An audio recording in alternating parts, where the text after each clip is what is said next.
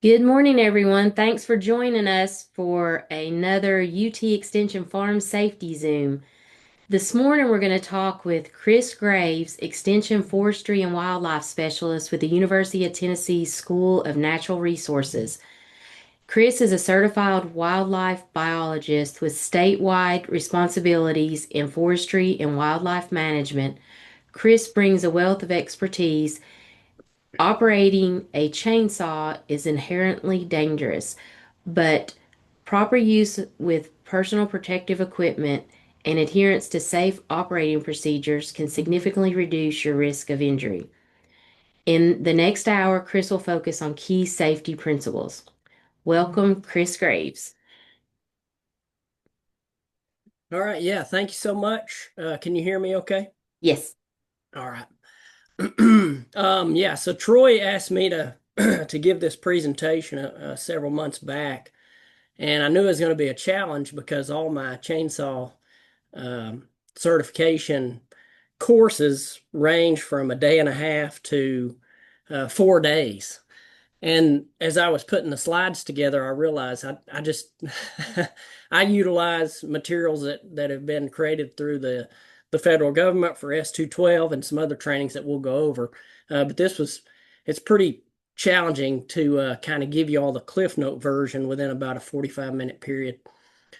In saying all that, hopefully you'll gain a few things or glean a few things from this presentation. So I recommend maybe taking some notes because I will go kind of quickly through some of these slides.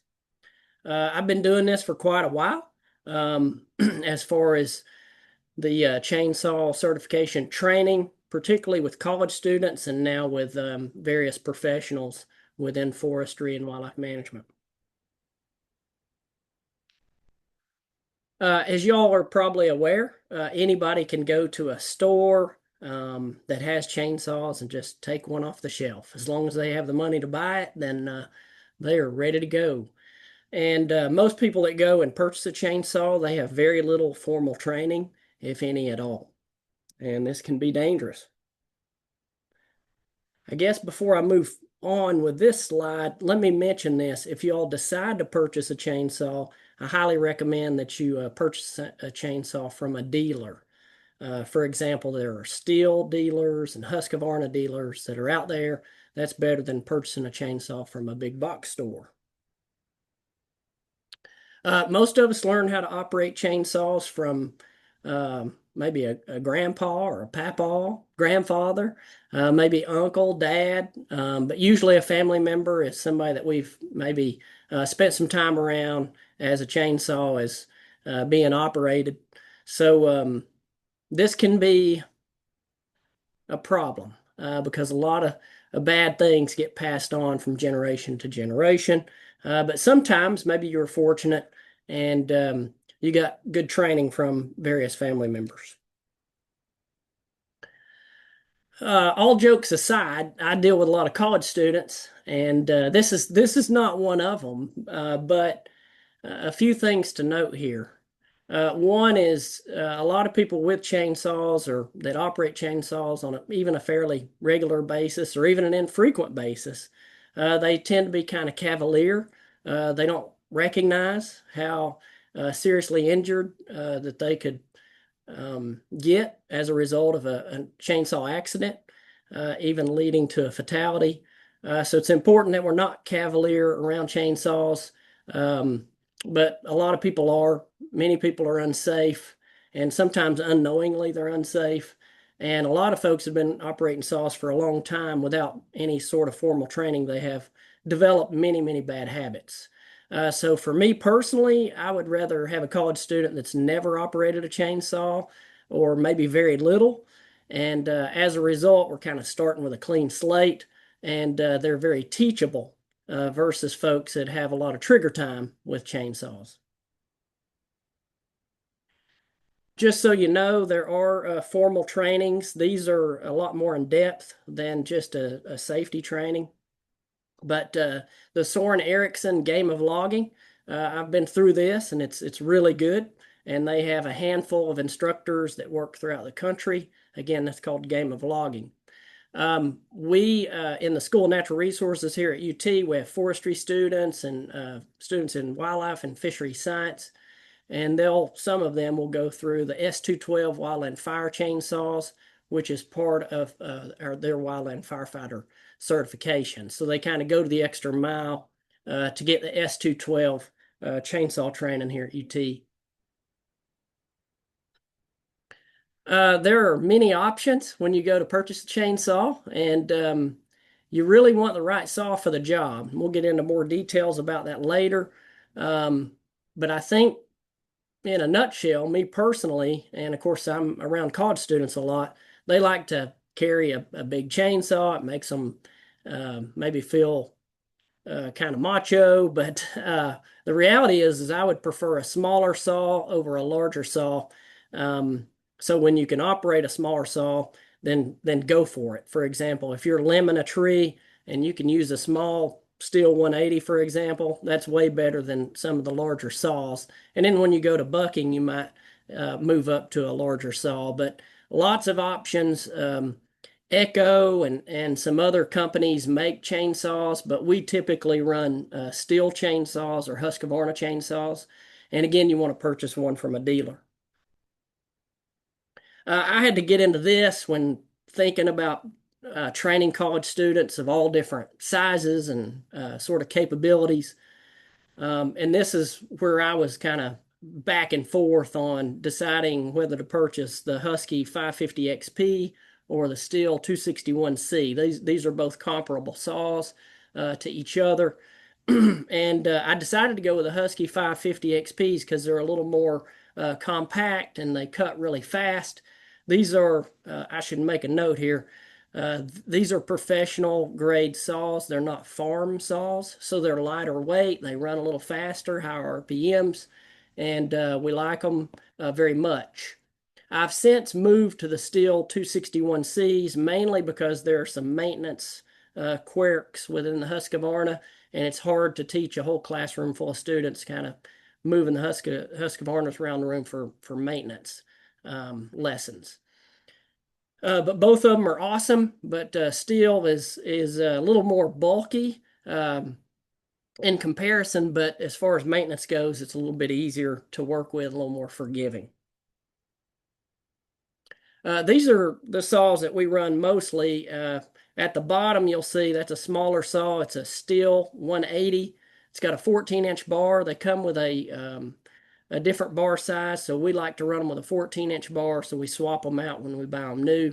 And we also remove the safety chains. A lot of saws will come with a safety chain, and those don't work well for boring. And we do a lot of bore cuts or plunge cuts. So a sharp chain is a safer chain, and I prefer a regular kind of full chisel chain over a safety chain any day because we do a lot of boring. So the Stihl 180s with a 14-inch bar. The next step up is the Stihl 261Cs with 20-inch bars. And there's the Stihl, that's a 362 with a 25-inch bar. And that pretty much handles most of our projects when we're doing forest management and chainsaw training.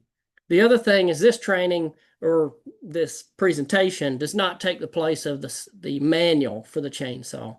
So the owner's manual is real important. It's actually good to read it, especially if you get one of these C saws. They have the M-Tronics. The Huskies have, oh goodness, called an auto tune. And those kind of calibrate themselves based on where you're at, whether you're in high elevation Colorado or you're in some swamp down in Louisiana. You're supposed to start those saws and run them for about 45 seconds to a minute on idle before you trigger those saws. So be sure to talk to your Stihl or Husqvarna dealer before you just take off with a new chainsaw. The battery powered saws are kind of coming online, and they continue, as far as the quality, they continue to improve. And some of them work very well. I've got a friend who's a wildlife biologist in Great Smoky Mountains National Park, and he uses a DeWalt battery-powered saw for some of his projects where he's doing hog trapping and some other things. And for smaller jobs, but that DeWalt is about the size of the Husqvarna that you see in the front of the picture. But these are improving. Next up, when you get a saw, you're going to end up with a bar cover, which is called a scabbard. Make sure you get one. If you buy a used saw, then get an appropriate size scabbard to fit on that used saw, because that's good to have to protect the bar and chain, but also to protect yourself. And then when you're carrying a saw, you're supposed to carry it with the bar, and of course the muffler would be behind you. A lot of the hotshot crews or wildland firefighters, they'll have their own scabbards which cover the dogs, those spike things, bumper spikes or dogs on a chainsaw. And then they can carry their chainsaws over their shoulders. We try to do the same, particularly with our larger saws. Over the shoulder carry can be dangerous. So if you're carrying a hot saw, you're on uneven ground, you slip and fall. So you need to use one of these Kevlar type scabbards versus just the plastic one that the dealer will provide. All right, and then this one's kind of dated here on the left. You'll notice head injuries, upper body area, hands, legs, feet. Y'all are probably aware, but logging is one of the most dangerous professions out there. And when you're running a chainsaw, you're taking a chance. You're taking a chance. You could obviously get hurt running a saw, so it's important, I think, to take a full certification course that has a field component, and keep this stuff in mind, that a lot of these injuries that you see, you can prevent those or better prevent those by wearing PPE, your personal protective equipment. So the PPE is a must. I grew up in Tennessee. I actually graduated from UT. I was in the same class as Peyton Manning, more or less, so about the same age as him. And grew up in a family that ran chainsaws and cut firewood, and my family is one of those that would almost make fun of you for putting on a pair of chaps. So now I'm known as Super Safety Man, because since I've been in the profession now for a long time, and received all kinds of training and worked for 2 federal agencies and now for UT, I recognize how important it is to have your PPE. And the last thing you want to do is get hurt, or take an ambulance ride, or be life-starved out of some place. So the PPE is a must, and I can't really stress that enough. If you get anything else out of this, I highly recommend you go get PPE. And just a quick side note on that: had a former student. He now works for a state wildlife agency, and his dad actually kind of made fun of him for wearing all the PPE because he had his picture taken. Imagine that. Here's your own father saying, "Man, what are you doing to that hard hat and chaps and all that gear?" And but his dad went to help somebody, a neighbor, with a tree project, and he watched his neighbor get hit in the face with a chainsaw, and his neighbor did not have PPE on. So his dad actually called him, was in tears, apologized, and said he was going to get PPE because he watched his neighbor take an ambulance ride to the hospital. This is mostly what you'll see, and that's very little PPE. The guy on the left there, he's doing wood carving. He's protecting his ears, but nothing's over the eyes. He doesn't have long sleeves.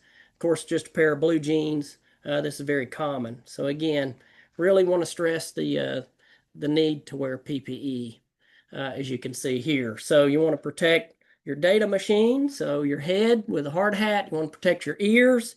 And sometimes when you have safety glasses on, you have the muffs on, it may be important to go ahead and even wear earplugs inside the muffs. That may seem unnecessary, but if those muffs don't totally compress around the glasses, then it may be warranted to wear earplugs. You want to protect your ears. And in our profession, mine, I need to be able to hear birds singing, and all the bird songs and calls and frogs and toads. I need to be able to hear those and be able to identify those during survey work.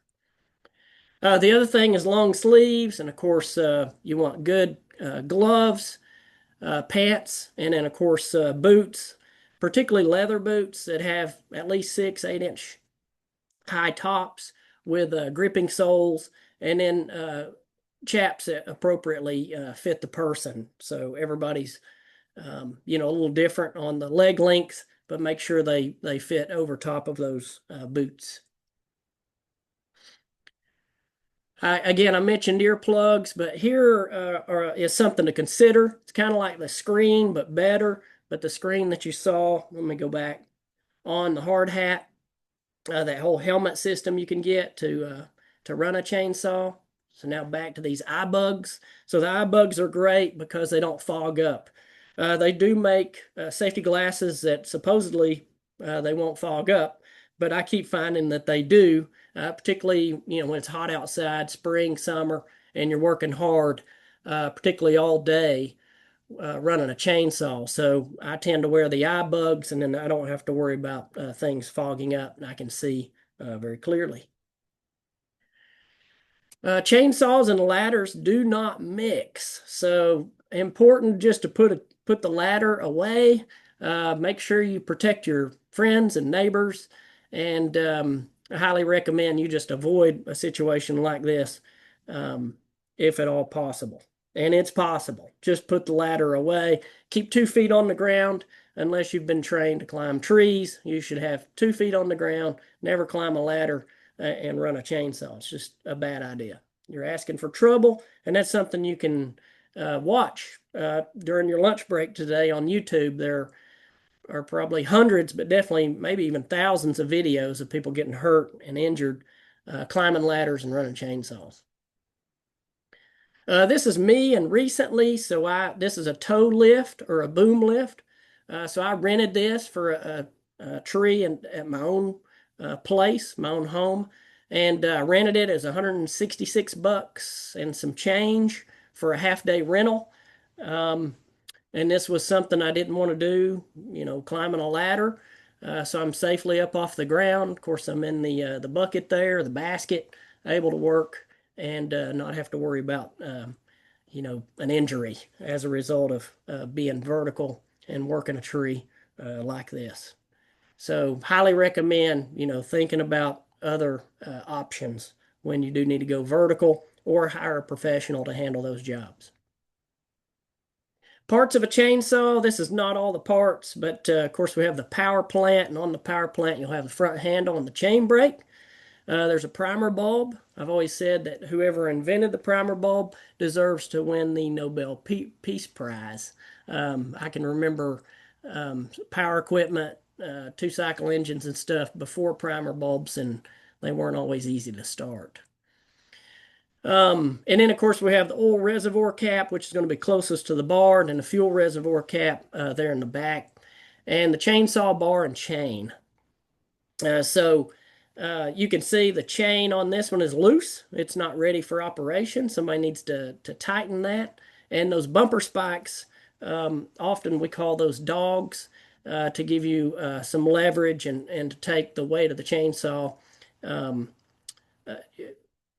It makes it a lot easier running a chainsaw when you appropriately use your dogs when felling and bucking trees. The red there at the tip of the chainsaw bar, and we always talk about tip awareness when you're operating a chainsaw. You don't ever want to stick your chainsaw in the dirt, but that's the kickback zone. And the kickback zone, we tend to avoid using the kickback zone part of the chainsaw bar as much as possible. Another part of the chainsaw, this is underneath, this is the chain catch. And these sometimes will break, and it's important that you check these before you run out the door with your chainsaw to work on a job. You definitely want the chain catch to be functional and make sure it's still there. Good working order. And then the chain brake. The chain brake is not just there to for show. You need to be utilizing the chain brake appropriately, and usually that's very frequently. So we highly recommend you engage the chain brake before starting a chainsaw, and of course you're going to engage the chain brake anytime you're moving between cuts. So if you're around me or some of our sawyers, you would recognize probably pretty quickly, wow, they engage the chain brake very frequently. And that's important because we need that chain engaged in case we fall, and there are all kinds of tripping hazards and stuff, and you don't want to fall on a moving chain. And then you'll notice in A there, as he's engaging the chain brake, he's rolling his wrist. That's the appropriate way to engage chain brake, is to roll your wrist. And then a sharp chain is a safer chain. That's just the reality. Once you have a dull chain, then it becomes more labor intensive as you're running a saw and trying to make cuts.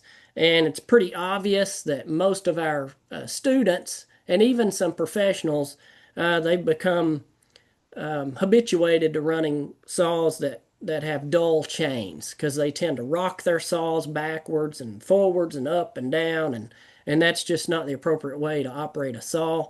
So having a sharp chain is definitely the safest way to go. You'll need a flat file, of course, a scrunch, as you can see there in the middle, and then Stihl makes a tool where you can sharpen your chain utilizing both the flat file and a round file. I don't have a picture of a round file in here. I'm sorry about that. But this has the round file inside and the flat file, so you're sharpening the cutters and also not knocking down the rakers or the depth gauge at the same time. And a lot of homeowners will use something like this.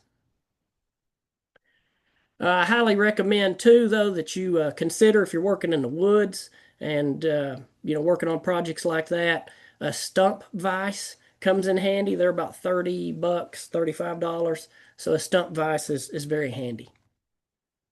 And like I mentioned before, most of your new saws are going to come with a safety chain, and that's fine. If you want to operate your saw with a safety chain, it'll reduce the amount of kickback that you'll experience. But if you're doing any kind of bore cuts, then I highly recommend just a standard chain.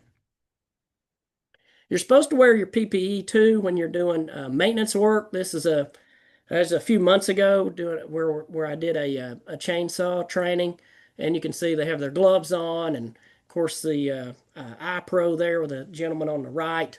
But yeah, wear PPE, particularly gloves when you're doing maintenance on your chainsaws. As far as fuel, I recommend if you want your chainsaw to last a really long time, clean fuel is the best fuel, and in the appropriate mixture, because these are two-cycle engines, we're running fuel gas that also has two-cycle engine oil mix. So I get this Moto mix, and you don't have to get the one made by Stihl. There are other companies that make it, but it's pre-mixed. It's very clean, and you won't have issues as far as the carburetor and maintenance, or as much issues in the future. So tends to last longer and less maintenance fees on your part. If you do decide to run with regular gas, I don't recommend, the gas you would get at the gas station to put in your car, truck, or SUV, because that gas has ethanol. So you want ethanol-free gas, as you can see at the pump there. So you're going for that, what we call 100%. So ethanol-free gas is going to be important to run through your chainsaws. And I like to buy these small little bottles of two-cycle engine oil that makes 1 gallon. And that removes the math, makes it a lot easier then to mix it up 1 gallon at a time, and you got the right ratio. Stihl and Husqvarna, they'll make the bar and chain oil, as you can see here. And I recommend this bar oil over some of the knockoff brands, because I've found that some of the knockoff brands of bar oil, the oil's a little thinner, and it runs out before you run out of fuel. So your chainsaw is calibrated to run out of bar oil before it runs out of, or to run out of fuel before it runs out of bar oil. This is important. In some of those knockoff brands, you'll run out of the bar oil before you run out of fuel and go empty there, and that's not good. So I recommend Stihl or Husky as far as the bar oil. Quality is just better. Next up, you'll definitely want a pounder and some wedges to do this work. And then our folks are required to take the CPR adult first aid, CPR AED training. So highly recommend that you do this. That way you're equipped and knowledgeable and skilled to be able to handle an accident, some kind of injury. Next up would be a first aid kit. You can see this is a logger's first aid kit, includes trauma. And if you get a first aid kit, you want to know how to use it. Everything in there. Make sure you're equipped with everything that you need for chainsaw operations and chainsaw related accidents. And then I also recommend getting a tourniquet. One of these military style tourniquets may save somebody's life. And they're fairly inexpensive and they're easy to use. Next is a still video library. This is good stuff, so check that out when you get a chance. They've got good videos, there's good content in here to help you get started. And then shout out to Steve from YouTube. So Steve Small Engine Saloon. Notice it says your chain tension is wrong. But he actually does a good job with maintenance, whether it be lawnmowers, but even chainsaws. And his video content is pretty good and he's kind of funny. Next up is starting the chainsaw. You want to engage the chain brake, and these are the two methods we recommend for starting. That would be on the ground. You can see the boot there, holding the chainsaw down. Of course, left arm would be straight and stiff as you pull on that cord, and hold on to the cord. Don't release it once you pull at it. Same goes there on the right where you actually grip the chainsaw between your legs, and that's the method that I use most often with starting the saw. And then a few things. We're going to go over limbing, bucking, and felling real quick. So limbing is just what you see there on the left, taking the limbs off of a tree maybe that you felled. And then bucking is like bucking the larger wood into, let's say, firewood pieces. Most people are actively involved in that. And then felling. Felling is, to me, that's the fun part. And once I got into real chainsaw training later on in my career, I actually fell in love with directional felling. So I thoroughly enjoy running a saw, and I do so very often. We generally go through help. So our help steps each time, whether you're limbing, bucking, or felling, you should go through all your help steps here. And help stands for H would be hazards. That's look up, look down, look all around for any hazards. Escape is E, so E stands for escape. And you want to escape 45 degrees away from a tree that's falling and a minimum of 20 feet away from the stump. Next up is the lean. L stands for lean. We generally want to evaluate this from two sides, and you're looking at side lean, you're looking at crown weight, and those sort of things. And then your plan. You need to have a cutting plan. So P stands for plan. We need to know the diameter of the tree in inches, also the height of the tree in feet, and your cutting plan. So going over the hazards, you can see here's a widowmaker on the left. Vines are definitely a hazard. You want to sever all vines. You don't want to work underneath a widowmaker. You want to sever all the vines, take care of those hazards, remove those hazards before you fell a tree. Other hazards might include rocks where you could, trip or slip and fall on uneven ground. Roots, as you can see in the picture there on the left as well. These are beaver stobs, but I've seen it where a lot of sawyers will cut trees off, small trees off, and they cut them off at an angle. They're sharp like a beaver stob or stump, and it's just not a good idea. So you want to remove all the tripping hazards out there. Other hazards would be your vehicle. That could be a side-by-side, a four-wheeler. It could be a truck, like you see in the picture on the left.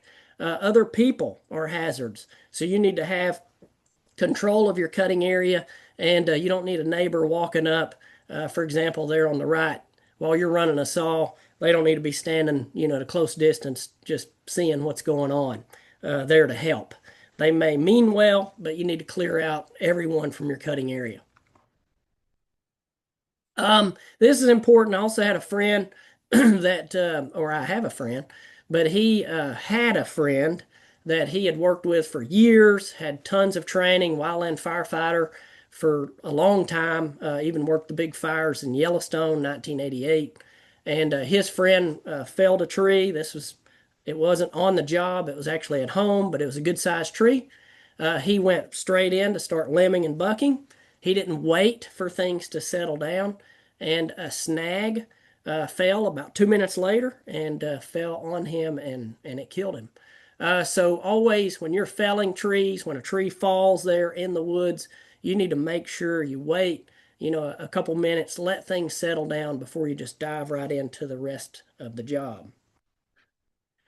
You want to always work uphill or on the uphill side of your material that you're maybe bucking, like in this case, because things can roll downhill on you, and you could get hurt pretty quick. So always work on the uphill side.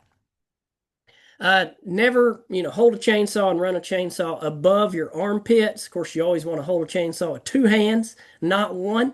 And very important though, because above your armpits, you just have no strength whatsoever, very little control. This is the biggest issue we deal with most of our sawyers. They don't wrap their thumb. So we call this monkey thumb, where the thumb rides up on the handle, and you're probably going to get hit in the face at some point. The chain brake may not engage because you don't have a good grip on the handle. So you always should be running a saw with your thumb wrapped. This is very important. I can't say that enough. And then when you, again, you're doing your assessment, you're evaluating, the job. You may have a snag. So a snag is a standing dead tree, which means there's no such thing as a dead snag because snags are dead. But a standing dead tree is a snag. And when you're dealing with a snag, the complexity level is way up there. And you may not, have the training or the skill set to cut snags. And I would caution you on cutting snags because a lot of those branches up there, they're dead. They could fall out on you. And of course, there may not be enough heartwood there to set up your hinge and do some of those things that's going to be necessary to safely fell a tree. So think twice before cutting snags. Green trees, live trees, are actually typically a lot easier and safer to cut. But again, with live trees, there are a lot of things to consider. All right. So now we went over a bunch of hazards there. Now we're on E, so escape. So you want to clear an escape path when you're felling. And you also want to have, I need to mention this because I don't have a slide for it. You also need to be able to escape when you're bucking a tree. So you don't need to be in the middle of all these branches or tree limbs that you've cut. You don't need to be in that mess, that bee's nest where you can't escape and get out, step back. So you need to be able to step back and escape even when you're bucking. But escape path then when felling is going to be necessary. Some people will just stand there and watch a tree fall. I try to spend as little amount of time as possible under a tree that you're actively felling. I want to get in there and get out as quickly as I can. The longer I'm under the tree, the more likely it is something bad is going to happen. So yeah, your escape route is going to be 45 degrees away from the fall in one direction, and preferably on the good side. You're going to finish on the good side of the tree. That means one side of the tree may have a widowmaker, or one side of the tree there may be a side lean or more crown weight. So I may finish then on the good side where everything above me is all clear, or more so than the opposite side. You don't ever want to cross behind the stump because a tree can kick back, and if that happens and you cross behind a stump, that will lead to death quickly. So stay away from that danger area as you see there on the right. With this one, you can see the direction of fall, and that safety zone, typically, at least 20 feet away from the stump is going to be important, and you may not be able to get much farther away from that than 20 feet, but you want to engage a chain brake, and you're not going to run like this drawing. You're going to hold that chainsaw, carry it out with the chain brake engaged, engage a chain brake, turn, walk, and you're going to walk briskly to your safety zone, but never take that one eye off the tree. Always keep that one eye on the tree as you're moving away. And then we, if you notice the direction the tree will fall, so that you're going to set up then or establish your face cut. And some people call this a notch. So the notch or the face cut, you're going to do, we recommend top cut, then bottom cut. Some of y'all have been sawing for a long time and you're really good at doing the bottom cut, then the top cut. And if you've mastered that, that's fine. But when we're teaching new sawyers, we generally encourage them to do top cut then bottom cut because you can watch the two meet. You don't want to miss. And you become a more efficient sawyer too. You're a little bit faster most of the time when you start becoming efficient with the top cut, then the bottom cut to establish that face. And then your felling cut, most people just do a back cut. We'll get into details about that later. Okay. Now this tree has side lean, and you can see the X marks where we want to fall that tree. And it's got 5 feet of side lean, so we need to account for that. And we're going to account for that by 1.5 times. So if you multiply 5 times 1.5, you get 7.5 feet. So why not just account for it by aiming 5 feet to the left instead of 7.5? Well, there's going to be more weight, crown weight, usually on that side. And because of all that weight distribution, you're going to weaken the hinge. So it might actually fall a little bit more than the 5 feet. So we generally go 1.5 times more to the left or right when we're compensating for side lean. And then crown weight. This is something you want to look for. For example, in Tennessee, most of your crown weight distribution is going to be on the south side of a tree. So look for that because the crown weight will also play a role in your felling plan. And then look at the tree from 2 different angles. Step way back so you can see it from afar. 2 different angles so that you can look for the crown weight and you can look for the side lean and anything else related to hazards and setting up your plan. Here's a lean assessment, just an example of using your hands just like so, and you can put the crown of the tree there in the center, and you can see the thumbs now are actually pointing down. So if you go straight down, then you can see about where that tree is leaning. And then there's a stick trick. So if you find a stick, preferably a straight stick that's about the length of your arm. So when you hold your arm out, I got a stick here that goes all the way to my eye, and then my hand is flattened out, as you can see in this drawing or illustration at the top. And once I find that straight stick that meets that length, then I can step away from the tree and back up, back up, back up, but move away from that tree, and then I can hold that stick, and generally my thumb is going to be right there where a foot or 2 feet, wherever you're cutting the tree off, it's going to be right there at that level. And just moving my eyes, but not my head, I can look up to the top of the tree.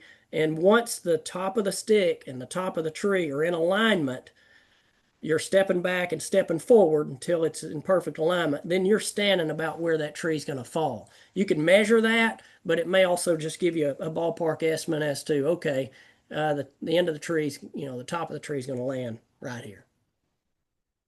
And then diameter at breast height. So breast height is 4.5 feet, and that's different on everybody depending on your height. But being able to kind of estimate in inches the diameter of that tree at breast height is going to be important. But your chainsaw bar is going to be, 14 inches, maybe 16 inches, 18, 20 inches, 25 inches. So you can also maybe hold the chainsaw bar up, away from you against the tree at 4.5 feet to kind of estimate the diameter. Of course, they make Biltmore sticks and other things to get accurate estimates. But you're going to need to know this to set up your hinge. And then establishing the hinge. So this is a illustration or a drawing of the stump. And you can see this is the top of the stump, and the hinge then is the uncut wood. So you've got your face cut or your notch there in the front, the top. And then behind it, you've cut all that wood away. Let's say just doing a simple back cut. So your hinge, though, needs to be about the length of it needs to be 80% of the diameter of the tree. So if you have a 10-inch tree, then 80% of that is 8, so 8 inches. So that strap of uncut wood needs to be 8 inches across the stump and on that front third. If it's a 20-inch tree, then that's a 16-inch. So 80% of a 20-inch tree is 16 inches. So we would want a 16-inch length hinge. And then 10% width of the diameter of the tree. So a 10-inch tree would be a 1-inch thick or wide hinge, and a 20-inch tree would be a 2-inch wide hinge.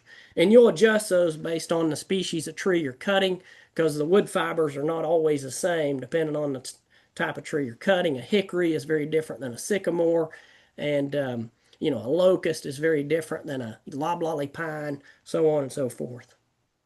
And I adjust those based on fiber pool when I'm cutting. All right, then you can do a back cut. So you've got the conventional notch, which is 45 degrees. That's on the right. So everybody see that? Conventional notch is on the right, 45-degree opening. That's conventional, meaning, we've been doing this a long time. We don't recommend that anymore because your notch will close prematurely and sometimes break before the tree gets to the ground. So now we recommend an open face notch, as you can see on the left, and that open face is going to be 70 to 90 degrees. So more of a wide mouth, okay, versus that conventional notch. I recommend bore cutting over back cutting. That takes training and practice, but bore cutting is much safer because then you're not supposedly, what we say, chasing the hinge with a back cut. As a tree starts to fall, you haven't set up your hinge, and now it starts to fall prematurely, and you got to get out of there, and that can lead to barber chairing and other issues. So a bore cut, you can set up your hinge, and you're ready to roll. And of course, we use the attack corner to establish and get started. If you want to watch, felling a tree, that Stihl video library has that, chapter 10, so check that out. And of course, I usually stand really with my left shoulder against a tree when I'm putting in my face cut. And that way I can look down the sight line. As you can see on the left, that chainsaw is a Stihl, and that's the sight line. And actually I aim small, miss small. Kind of like the Patriot movie. But yeah, aim small, miss small. In all seriousness, if you aim for a small target, maybe a little piece of flagging that you hung out there, on a bush, then that's going to help you maybe to be more accurate with your felling. This face cut and the direction of the saw is going to dictate, the direction of fall. So using your sight line, standing behind the saw when you implement that face cut. As you can see here, also keeping the power plant close to your core, that's going to help to reduce fatigue over the course of the day. Here you can see, this is from our training 2 or 3 months ago, but he's standing behind the saw. He's got it sighted in. He's doing his top cut, establishing his face cut or his notch. And you can see his left hand is not directly on top of the bar. His left hand, he's moved it so that he's got the right angle for a real steep top cut. So you got to move your hand on the bar to get the right angle with your chainsaw and bar to make the appropriate cuts and get the right angles.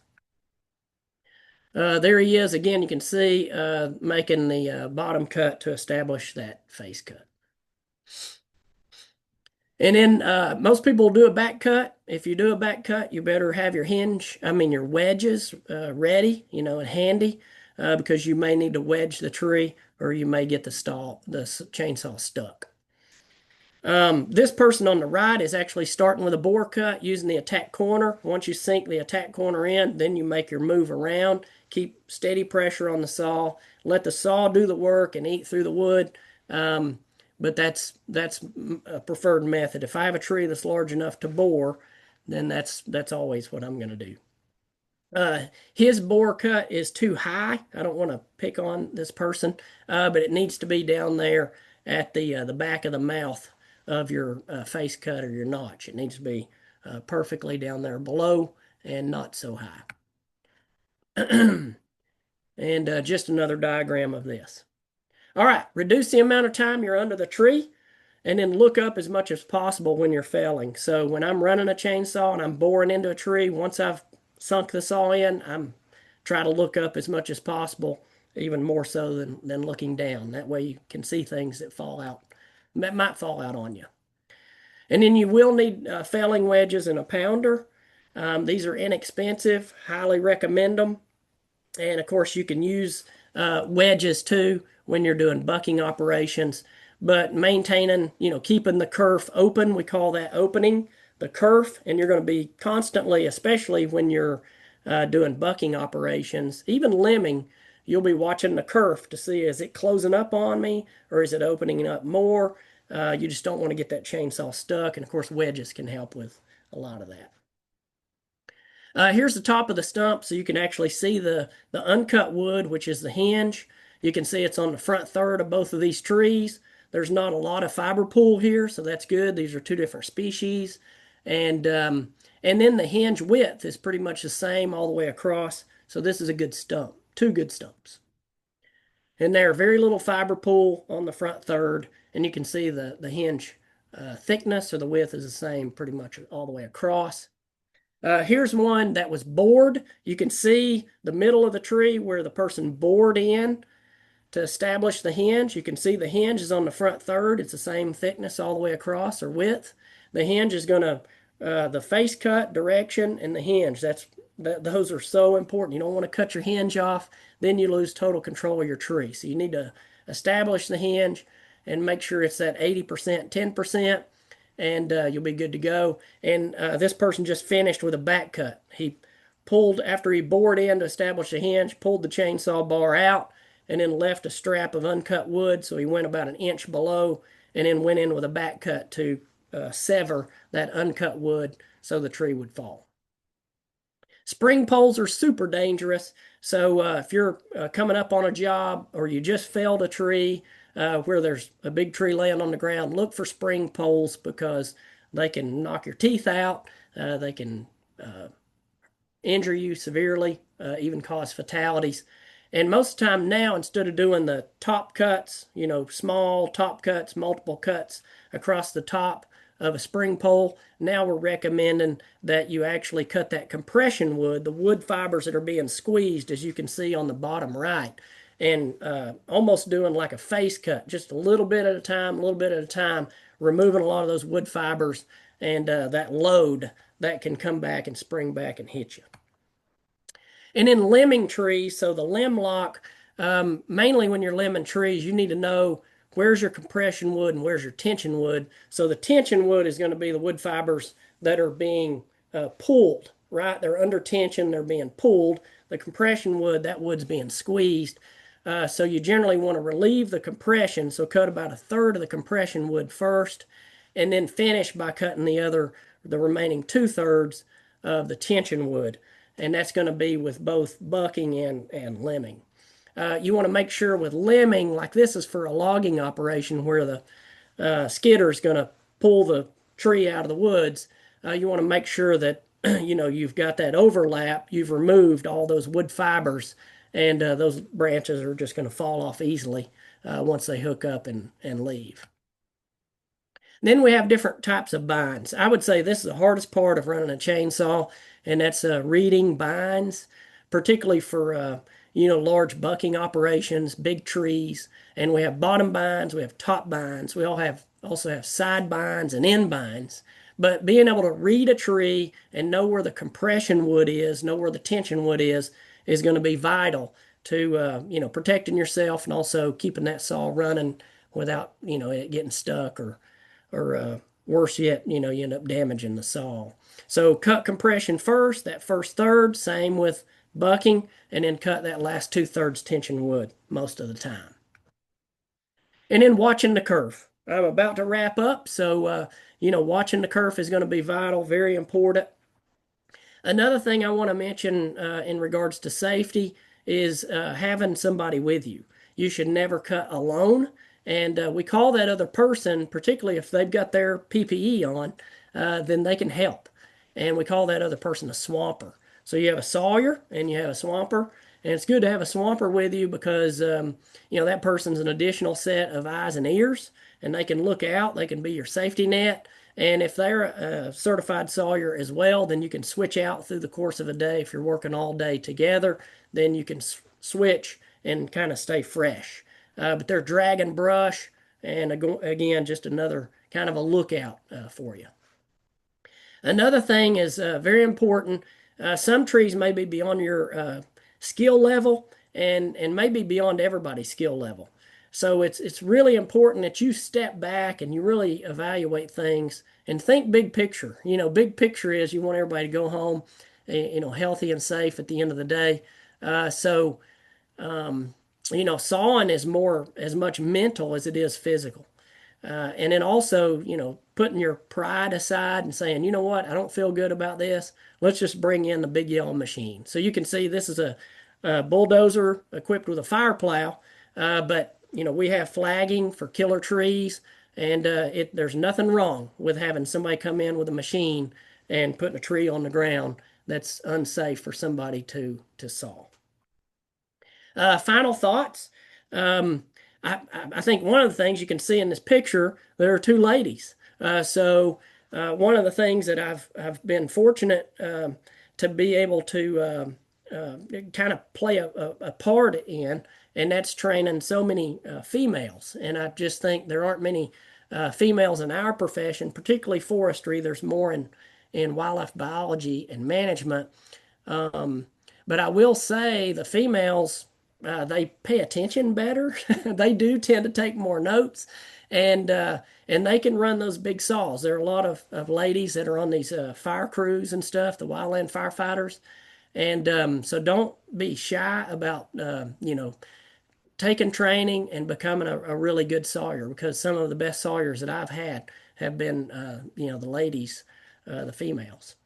But I highly recommend on these final thoughts here, take a chainsaw safety course that has a field component. Like I said, the minimum that I've ever done is a day and a half. Never cut alone, have an emergency plan. So have a plan. If something were to go wrong, you need to have a plan to get somebody out and taken care of. Also, staying hydrated, take plenty of breaks. During those breaks, eat a granola bar, let the saw cool down before you refuel it. Also sharpen the saw. Keep it sharp throughout the day. And then also, again, it's more mental than anything oftentimes. So you might get frustrated or mad, and that's when you just lose it, and you're not, your self-awareness, you're not thinking safely, or you just need to stop and take a step back. That's important. Stop, take a step back, lay your pride aside, and sometimes maybe you need to go eat lunch and come back to tackle a job. But assess things frequently and avoid end of the day fatigue. That's going to be really important. I try not to, have students or professionals that are part of these chainsaw trainings. We try not to saw after, 3 o'clock. We tend to do, our maintenance and stuff at the end of the day, and we tend to do our sawing and stuff when everybody's fresh, mentally and physically. And that's all I've got. So I will take any questions. We have a few minutes.